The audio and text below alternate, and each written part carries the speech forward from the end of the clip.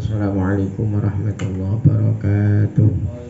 Bismillah, alhamdulillah, salatu wassalamu ala rasulillah wa ala alihi wa sahbihi wa man wala hawla la quwata illa billah.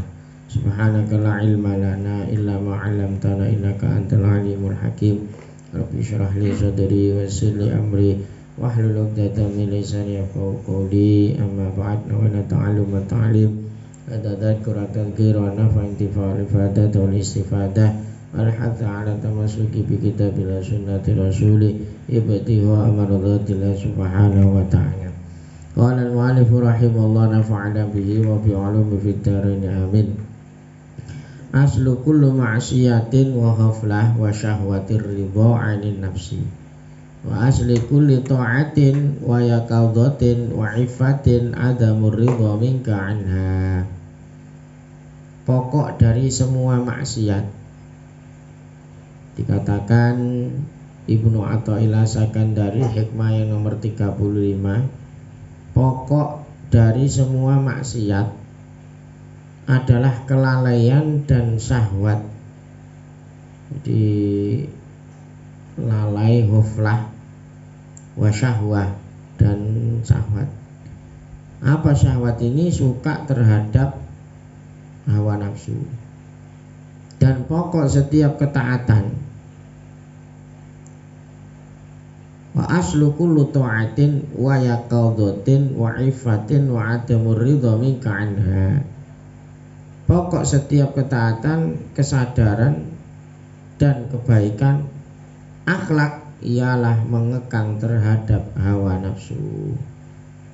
Nah ini, jadi ini orang yang kepingin wusul bisa sampai kepada Allah, cobaan terbesar itu adalah syahwat atau nafsu. Jadi aslu kullu maksiat, hampir setiap kemaksiatan itu sumbernya itu adalah ghaflah, lalai, dan syahwat. Ya, ini sumbernya ini.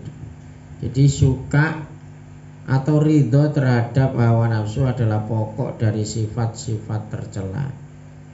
Kalau sudah kita nggak merasa koyok-koyok ngelakoni maksiat itu gak ada masalah, ini berarti kita menunjukkan kita itu ridho dengan hawa nafsu kita. Padahal itu adalah pokok dari kesalahan, pokok dari kemaksiatan. Jadi sifat tercela, tidak suka terhadap hawa nafsu adalah pokok dari segala sifat terpuji. Wali aneh, pokoknya kalau benar-benar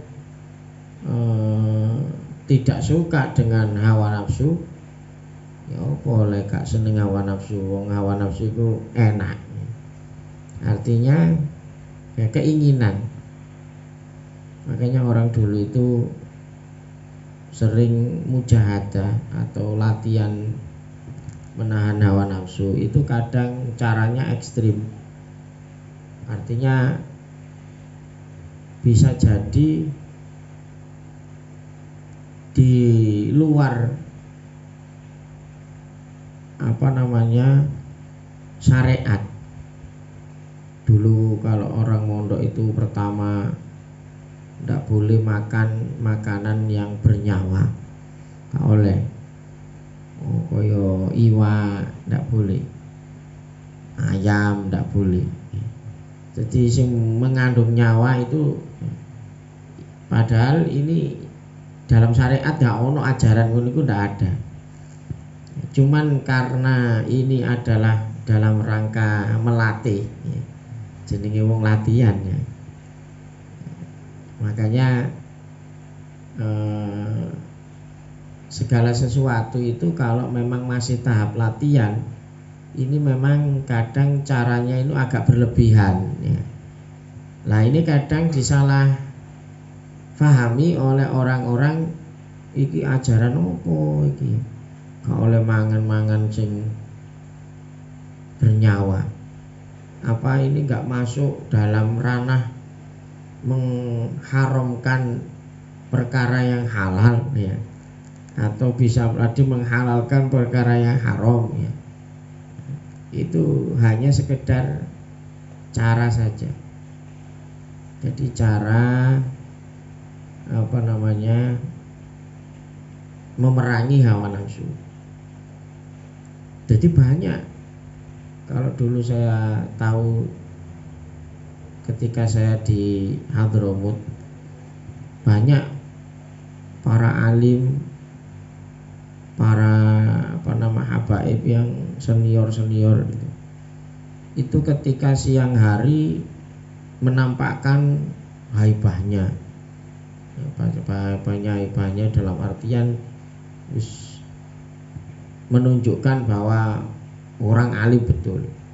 Tapi ketika malam hari sudah bahasanya itu merendahkan dirinya, kadang nyikat WC, kadang makan makanan sisa santri ya. Ini kan caranya gak cara wajar ya. Sampai segitunya. Sebetulnya intinya itu tadi, ngelatih jangan sampai kita terbawa gara-gara sering dipuji orang, gara-gara sering dipuja-puja orang, akhirnya kita katut ya. Karena itu termasuk hawa nafsu, karena disenengi. Sopo wong gak disenengi lah dipuji oleh orang lain. Tapi kalau nggak diperangi, iki iso-iso katut. Sampai caranya seperti itu. Jadi malam hari itu wis. Tapi tidak ada orang tahu. Ya, mungkin ada ketahuan 1 orang 2 orang gitu aja. Tapi itu merendahkan dirinya. Jadi di malam hari itu kayaknya sih siang hari itu guyon ya. Tapi kalau malam hari nangis ya. Pokoknya diimbangi ketika siangnya kita harus menunjukkan rasa syukur kepada Allah dengan rojak pengharapan ya. Tapi kalau malam hari sudah memposisikan khaufnya ini yang dipertinggikan, ditingkatkan. Itu orang-orang para salaf dulu seperti itu. Kalau kita kadang nggak melatih, kebanyakan justru sering ngikuti hawa nafsu, sering katut ya, mencari sensasi, kepingin dipuji orang, kepingin mendapatkan. Lah ini Ibnu Athaillah Sakandari ini disuruh mengeluarkan basyariahnya, kemanusiawiannya itu. Karena di dalam tubuh kita itu ada unsur nafsu yang dikuasai oleh setan, dan ada unsur taat yang dimiliki oleh para malaikat. Jadi malaikat tadi sifat malakiyah, ada sifat basyariyah, ada malakutiyah ya, sifat malaikat ya. Kalau sifat basyariyah senengane ngono iku, manungsa ya senengane turu, seneng mangan ya, seneng berhubungan suami istri kan gitu. Jadi sifat-sifat manusia ya. Lah ini disuruh untuk ngimbangi, untuk berlatih agar sifat basyariah kita ini kita kuasai, jangan sampai terbawa. Jadi makanya ada istilah nafsul mutmainnah. Nafsul mutmainnah itu berarti ibarat nafsu ini wis terkendali, nafsu ini tenang, tidak terombang-ambing. Itu sebetulnya ajaran yang tertinggi dalam ilmu tasawuf yaitu. Jadi sampai ketika perang kan mesti kudu ngetokno hawa nafsu nih, murang-muring kan gitu. Itu tapi sahabat bisa mengendalikan diri, mana memukul karena nafsu, mana memukul karena perintah Allah. sempat musuh ini terjatuh ya, itu kan diludahi, itu malah nggak disabet karena apa? Karena emosi. Oh, iki gak. Jadi bisa seperti itu. Kalau kita kan tidak bisa tambah mangkel, tambah dintekno tambahannya. Kalau orang dulu udah bisa tahu ini mukul karena perintah Allah, karena memang ini aturan syariat, atau ini mukul nuruti hawa. Makanya kalau zaman dulu seperti Habib Muhammad Ali Al-Maliki ini wajibnya bukan main. Jadi mukul itu mukul temenan, kadang dipukul dengan tongkat, kadang sampai berdarah. Tapi herannya itu ya, orang yang menerima pukulan itu kaya ada transfer ilmu itu ya. Jadi pukulannya itu duduk pukulan biasa itu. Jadi cara ngono mengeluarkan energinya itu dengan bukan melalui hawa nafsu, tapi itu menunjukkan ini memang perlu didikan, perlu pendidikan, perlu masukan.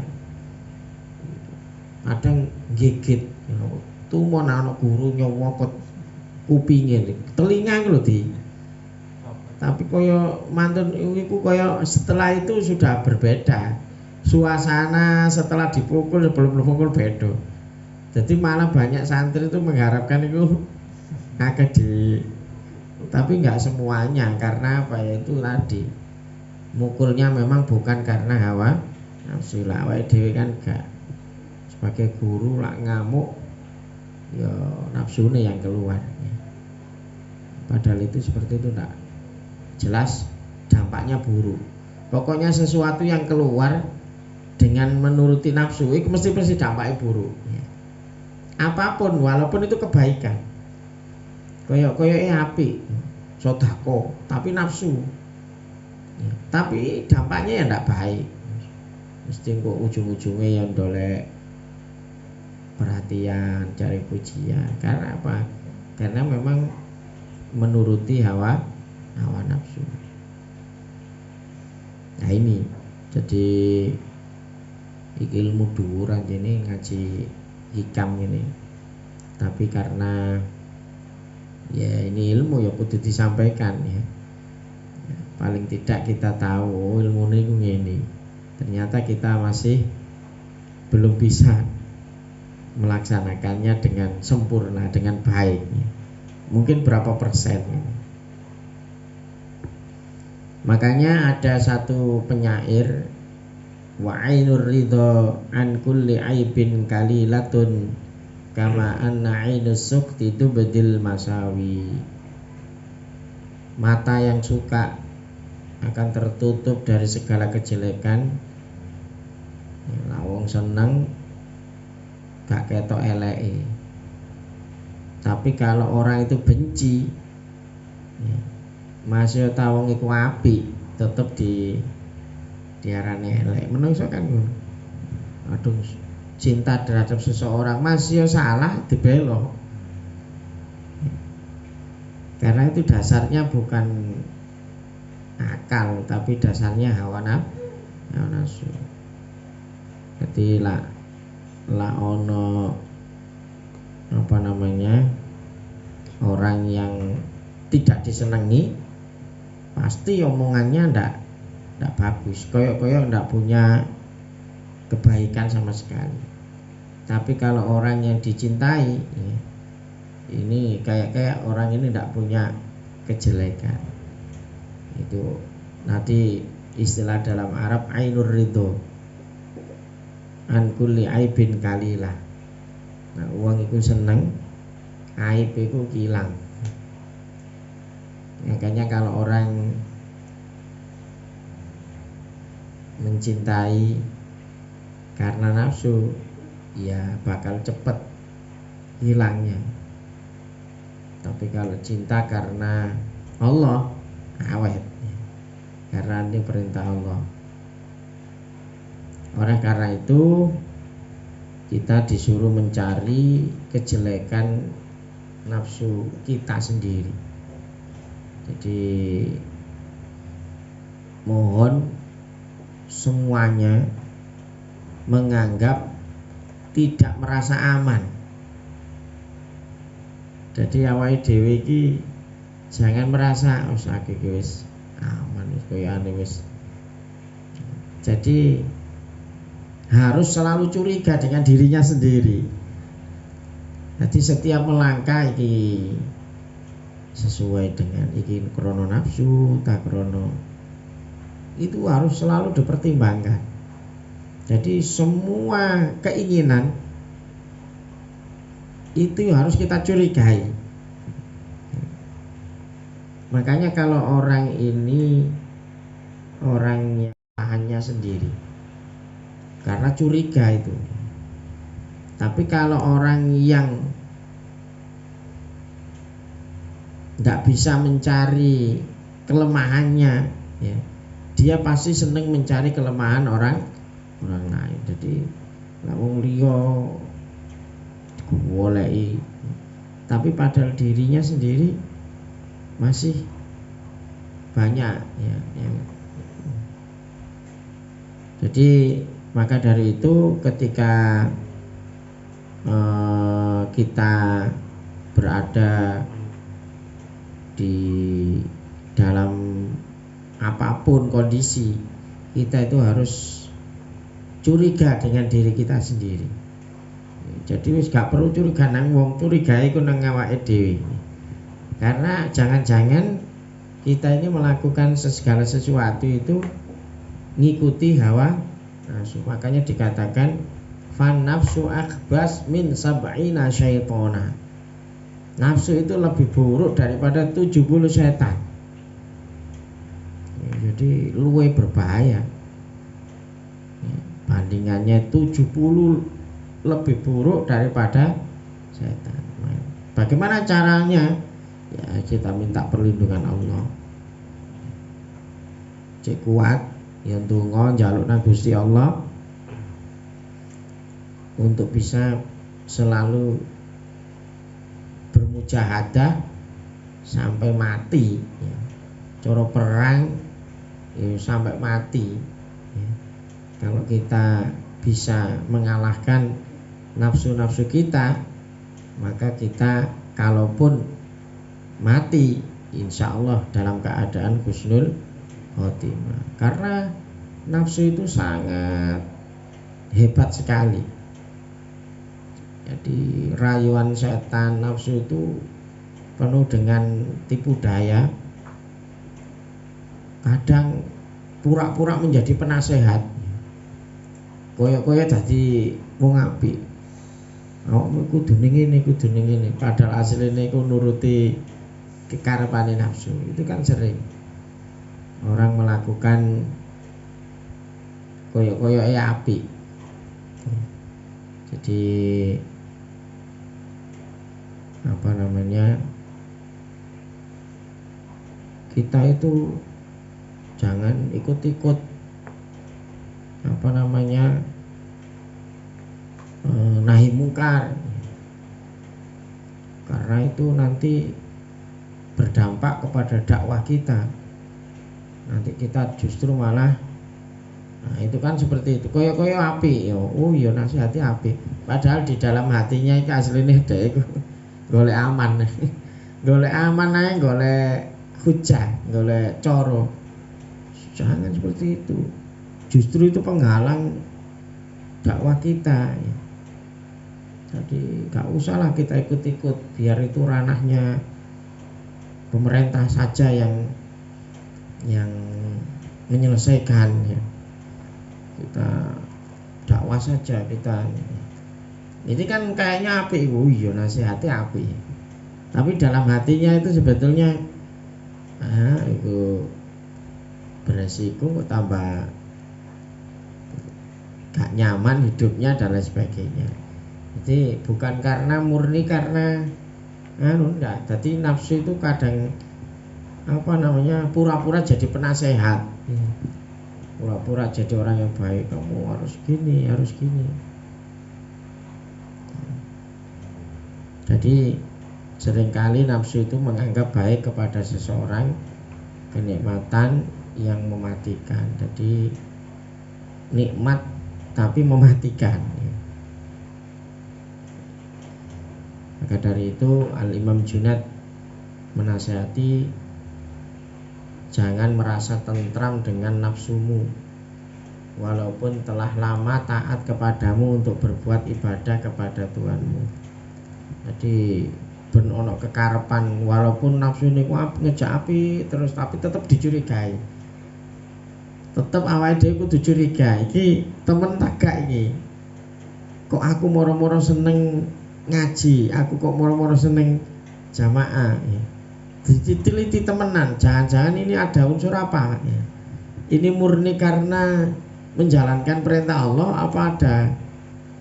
Nah, seperti itu. Jadi terus selalu curiga dengan dirinya. Itu kalau orang-orang yang mujahadah seperti itu. Ya, lah zaman sekarang ya wis jarang ya, kalau nggak benar-benar orang yang alim yang benar-benar bisa ngerti ilmunya, rata-rata pasti kalah dengan keinginan basyariahnya. Jadi semuanya sepakat ahli thariqah itu bahwa jalan menuju Allah hanya dengan mengikuti Nabi Muhammad dan tidak ridho kepada hawa nafsu yang selalu menyuruh kepada kejahatan. Inna nafsala ammaratun bisu'. Para aulia selalu mencari ridho Allah dengan melawan hawa nafsu. Syekh Abu Bakar bin Salim berkata, siapa yang melihat nafsunya dengan pandangan kebencian, maka Allah memandangnya dengan pandangan keridhoan. Barang siapa menatap nafsunya dengan pandangan keridhoan, maka Allah melihat dengan pandangan kebencian. Jadi artinya nggak ridho, nuruti hawa nafsu itu tidak ada keridhoan. Walaupun kita kalah, tapi awas ya, di awas-awas dewe. Untuk sekali ini saya kalah dengan kamu, nanti insya pertemuan akan datang saya nggak akan. Jadi ada ketidakridhoan. Kalau orang ini ridho dengan nafsunya, biasanya itu tidak ada penyesalan dalam kemaksiatan. Jadi masuk maksiat itu kayak nikmat ya, tidak merasa bersalah ya. Tidak ada penyesalan ya. Jadi ma adrakna syai'an illa lamma raja'na li ma'rifatin nafsi. Kami tidak mendapat sesuatu kecuali ketika kami kembali mengenal nafsu. Ini yang dikatakan Abdurrahman bin Muhammad Al-Habib Abdurrahman bin Muhammad As-Saqqaf. Jadi artinya hanya dengan mujahadah melawan hawa nafsu, dengan cinta kepada Allah Subhanahu wa ta'ala dan mengikuti ajarannya Nabi Muhammad sallallahu alaihi wasallam. Wallahu a'lam bishawab. Ya Rabbana a'tarafna bi annana a'tarafna wa annana asrafna ala lawdo asrafna atub alaina tauba taghsil li kulli hauba wastur lana al-awrati wa aminir ra'ati waghfir liwalidina rabbi wa mauludina wal ali wal ikhwani sairil khilani wa kulli dhi mahabba au jiratin au suba al muslimina ajma amin rabbi isma fadlan wajudan manna la biktisabi minna Mustafa Rasuli nahda bi kulli suli Shalla wa sallam Rabbi alaihi atal habbi wa alihi wa sahbihi datatasi suhbi walhamdulillahi adiyatalahi subhana rabbika rabbil izzati amma yasifun wa salamun alal mursalin walhamdulillahi rabbil alamin. Assalamualaikum warahmatullahi wabarakatuh.